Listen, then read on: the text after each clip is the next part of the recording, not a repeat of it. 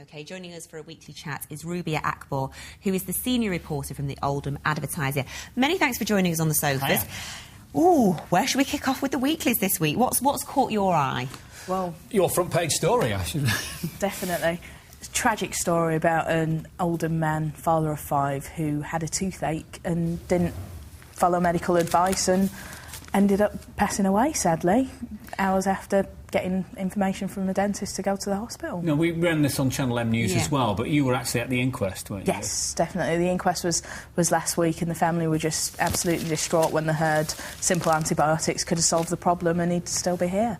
And was he afraid to go to the dentist or afraid to go to the doctor? Where did we break down His here? girlfriend, his partner, was just saying it was just sheer stubbornness. He just thought he could cope with it and didn't bother chasing it up. Gosh, it's a lesson to us all, that, isn't it? Because we do put things off. I know.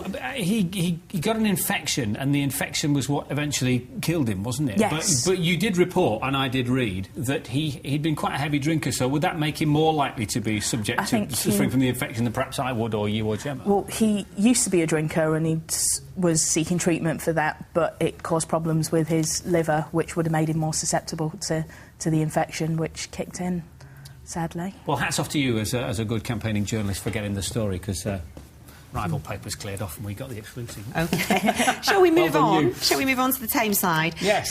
This is about one of the oldest buildings there.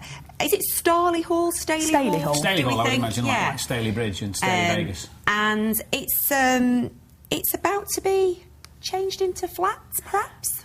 Basically, some planning applications have already gone in for flats and houses on the site, but because of the poor condition of the building, they're dismantling it, putting it in storage, and then bringing it back out again to be a shell around the new flats. So they're like, what, they're like numbering every one of the stones? Because, I mean, you read stories like that, don't you, where they, like, move castles across America and things like that. They're going to be recording everything and dismantling it, putting it in storage until it's needed, really. That is a mighty that is a big logistical job. operation, isn't it? And what do the locals think? Are they happy for there to be flats there and them to use the grounds for other purposes? I think it's a bit of both, really. A lot of people are saying it's historic, but it is in such a bad condition at the moment. Better to have it occupied and, and used than sort of crumbling. We've discussed this before, haven't we, about these buildings that get preservation orders on them, but actually they have to stand in disarray because we can't afford to We make can't afford it, them or when they get Grade 1 listing, you can't do anything. Grade 2 listings you can kind of touch with it, but once you get to Grade 1, there's nothing you can do with them, and so they just sit there and crumble, which is a shame. So I'd like to... I'm glad they're preserving the building as is, and it would be nice to see it occupied.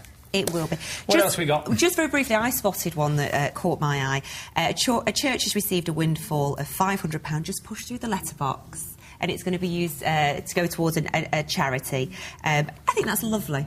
It's nice. Well, clearly it's anonymous, so we don't know... Totally anonymous. We don't know whether it's Totally somebody's guilt or somebody's good fortune that they're sharing. Yes. However, a lovely story, I thought, to finish on. Yes, it's nice to know. It restores your faith in human nature. Yes, it does. Thank you very much indeed for coming in. Very much. nice to see you. OK.